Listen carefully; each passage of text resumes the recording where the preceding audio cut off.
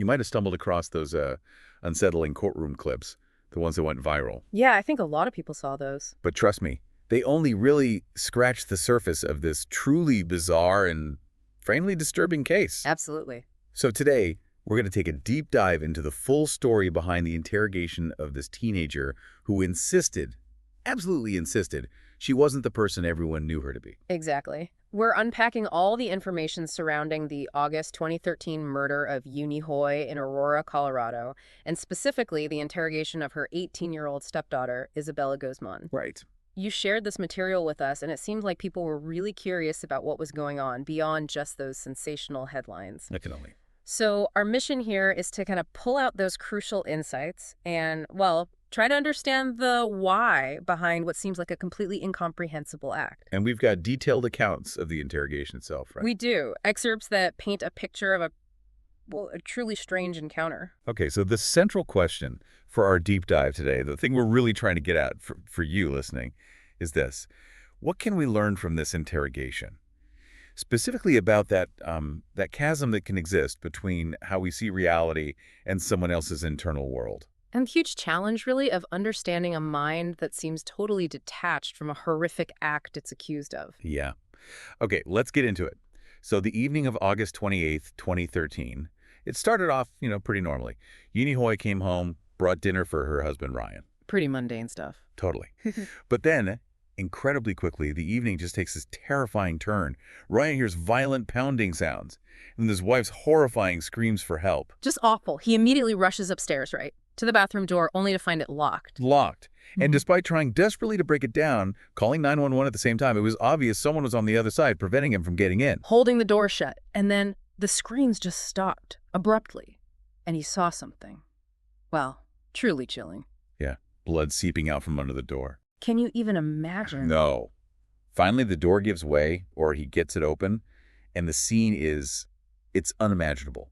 18-year-old Isabella is standing there, over her mother's body, holding a bloody knife. The whole bathroom just covered in blood, and there was also a baseball bat lying nearby. That's another detail. Right. Isabella then just runs past Ryan, who must have been in total shock, and flees the house. So a manhunt starts immediately, and they find her the next day hiding out in a parking garage. Hiding, yeah. But what's kind of fascinating here, and maybe telling, is that the police found items with her that were directly connected to the crime. And she hadn't really made much effort to hide them, right? Apparently not, It which is strange in itself. is. But here's where it gets really interesting, where the interrogation takes this truly bizarre turn. Okay. When it began, Isabella didn't just deny committing the murder. That might be expected, maybe. No, she claimed she wasn't Isabella Guzman at all. Right. She adamantly insisted her name was Samantha Gonzalez, and that she was only 15 years old. 15. A completely different person. Totally. The interrogation excerpts we have are just filled with these unwavering denials. She's repeatedly saying things like, I did not murder anyone, calling the accusations disgusting. And she even, proactively offered to be fingerprinted. Yeah, saying things like, please fingerprint me. I will show you that I am not this freaky, horrible person. It seems like she was utterly convinced of this alternate identity. It's so bizarre, isn't it? Yeah. You'd think the immediate next step, the logical thing would be, okay, let's get those fingerprints. Confirm or deny the claim right there. You would think so. But the detectives, it seems, took a very confrontational approach, right from the get-go. Yeah, the account suggests there wasn't really any attempt to build rapport. They just jumped straight into rejecting everything she was saying. And that's a crucial observation, I think. The account suggests they immediately used this tactic of rejecting her lies. But the way they did it seems, well, quite emotionally charged. Emotional. How so? Well, it seems they deviated a bit from standard interrogation protocols. For instance, threatening her with prison really early on. Okay. And using phrases like, we're going to prove it, but the account notes the tone lacked, maybe absolute certainty. It kind of raises a question, Can that sort of emotionally driven approach actually hinder getting to the truth, especially when you might be dealing with some complex psychological stuff? Right. And they totally ignored her repeated offers to be fingerprinted. Exactly. It seems like such a basic piece of evidence that could have instantly challenged her whole story one way or another. Precisely.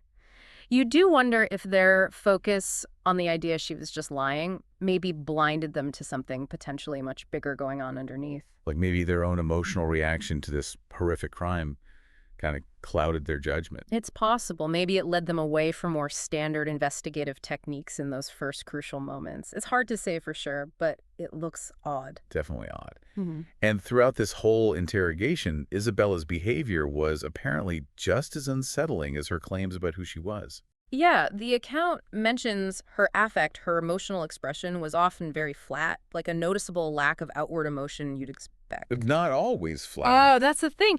It was apparently interspersed with these sudden outbursts of anger. Okay, that contrast itself is interesting. Flat effect, then sudden anger. It is.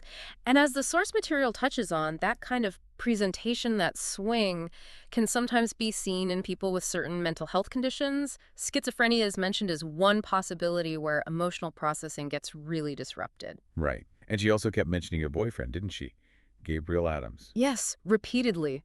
But no evidence ever turned up that he actually existed. Another layer of strangeness. Yeah. And her backstory, the one she was giving as Samantha. Constantly shifting. Yeah. And easily proven false, like claiming she went to Montgomery High School in Ohio. When records clearly show she went to Overland High, right there in Colorado. Exactly. She even gave a fake address for her parents in Cincinnati. Turned out not to exist. So she's just making stuff up but sticking to it. Pretty much. What's fascinating, especially thinking about our main question here, is how persistent she was with these details, even when the detectives pointed out the contradictions. Like she couldn't see they were false. Or wouldn't acknowledge it. Her explanation for the injuries on her hands kept changing, too. First, she denied they were from scissors. Later, she kind of conceded, well, maybe they were. And where she'd been staying. Claimed she slept in a park. Then, no, it was a Jeep in that parking garage where they found her, all contradicting the evidence they had. It just seems chaotic. Yeah. And then there was that weird encounter at the H Mart grocery store after the murder, but before she was caught. Ah, yes. She told the police one story that some kind woman had helped her out. Right. But apparently she told that woman a totally different story, claiming she'd been sexually assaulted. Wow. So completely conflicting accounts depending on who she was talking to. Right. And if you connect all this back to the bigger picture, to that central mystery you brought up, these inconsistencies, these really bizarre, easily disproven claims, they strongly suggest a pretty significant detachment from reality, wouldn't you say? Absolutely. I mean, initially you might just think, okay, she's lying, trying to cover her tracks, but it seems more than that. Exactly. We have to consider what else might be driving such a profound disconnect. It doesn't quite fit the pattern of just calculated deception. So to get a wider picture, the sources you looked at also included stuff from people who knew Isabella, right? Like her stepfather, Ryan Hoy. Yes, his testimony is obviously crucial. Yeah. He gave that harrowing account of the night itself, the pounding, Uni's screams, the horrific moment he saw Isabella standing over the body. Just unimaginable. And his testimony also underscored Isabella's intense rage. He talked about prior threats she'd made, cursing directed at Uni. And wasn't there an email? Yes, a really disturbing email Isabella sent her mother earlier that same day, chillingly addressed to Cecilia, not Uni. Cecilia. Okay, that's weird. What did it say? It contained the words, "You will pay." Wow. Okay, addressed to Cecilia. That seems important later. Very. Ryan Hoy also mentioned a prior 911 call Uni had made because of issues with Isabella, and he described a long history of a really strained relationship. Apparently, Isabella had even lived with her biological father for a while before coming back. So a lot of tension there already. What about friends? Yeah, her friend Kathy described a recent kind of sudden shift in Isabella's personality. Said she'd become more spiritual, more kind recently. Which she's totally at odds with. Yeah, Well, with the crime. completely. But Kathy also revealed some truly chilling text messages she got from Isabella just before the murder. Oh. Like what? Cryptic stuff, phrases like, "I know what you did," and "the astro beam has awakened." The astro beam has awakened. What does that even mean? Who knows? But looking back, those messages offer this disturbing potential glimpse into a really severely disturbed state of mind leading up to the violence. Yeah, no kidding. Okay, who else? There was an ex-boyfriend. Right, Tony. His testimony added more layers. He admitted he was actually at the house twice on the day of the murder. He'd initially lied and said he was only there once. Why was he there? did he say? He shared some unsettling details. He claimed Isabella had told him that Uni had tried to poison her and their dogs. Poison them. Wow. Okay. And then there's this particularly disturbing detail he mentioned about Uni supposedly poking herself with scissors and saying she wished both of them would die. Uni and Isabella. That's incredibly dark. And sounds maybe not entirely stable itself. It paints a picture of a highly volatile, deeply dysfunctional situation all around, full of accusations and really unusual, disturbing behaviors. Tony also mentioned an incident where Isabella chased him away with a golf club. So aggression there, too. Seems so. And then there's the confrontation with her biological father, Robert Guzman, during the investigation. That's also incredibly telling. How so? Even when he was right there, clearly identifying her as his daughter, Isabella, she still continued to deny it. Still insisted she wasn't Isabella. Even to her own father. Even then. But you said there was a turning point in the interrogation. Yes. The source material describes her reaction when her father definitively identified her. It seems like it had some kind of impact, maybe cracked the facade a little. But it wasn't the full explanation. No, the real understanding of her behavior, the answer to that horror question you posed earlier, came later. Okay. The subsequent investigation revealed Isabella had received a diagnosis of schizophrenia. Ah, okay. That changes the perspective quite a bit. Massively. It means her bizarre claims, her persistent denials, they weren't just lies or attempts to deceive. They were rooted in profound and complex delusions. Delusions, like firmly held false beliefs. Exactly. Beliefs not based in reality at all. She genuinely believed Uni wasn't her mother, but this other woman named Cecilia. Cecilia, from the email. The very same. Yeah. And she felt this powerful delusional compulsion she had to kill Cecilia to prevent the world from ending. To save the world. That was the delusion, yes. Driven by voices she was hearing, auditory hallucinations. Telling her to do it. Apparently so. Those are sometimes called command hallucinations, where the voices instruct the person to do specific things. So all those strange statements, the insisting she was Samantha, the weird backstory, it wasn't a trick. It was her reality at the time. It seems so. A direct manifestation of a severely ill mind grappling with a completely different internal reality than the one everyone else was seeing. That's incredibly tragic. It is. And this understanding, this diagnosis, fundamentally shifted the legal side of things. How so? Isabella was ultimately found not guilty by reason of insanity, NGI. Okay. So not criminally responsible because of the mental state. Correct. She was then committed to the Colorado Mental Health Institute at Pueblo for treatment. And is she still there? The source material you provided notes that back in 2020, she reportedly claimed she had been restored to full health, and later she was granted supervised therapy leave from the hospital. Okay. So, reflecting on all this, what does it all mean for us trying to understand this deeply unsettling case? Well, this deep dive really reveals a truly tragic situation, doesn't it? An unspeakably brutal crime that seems to have its roots firmly planted in a severe, debilitating mental health crisis. Yeah.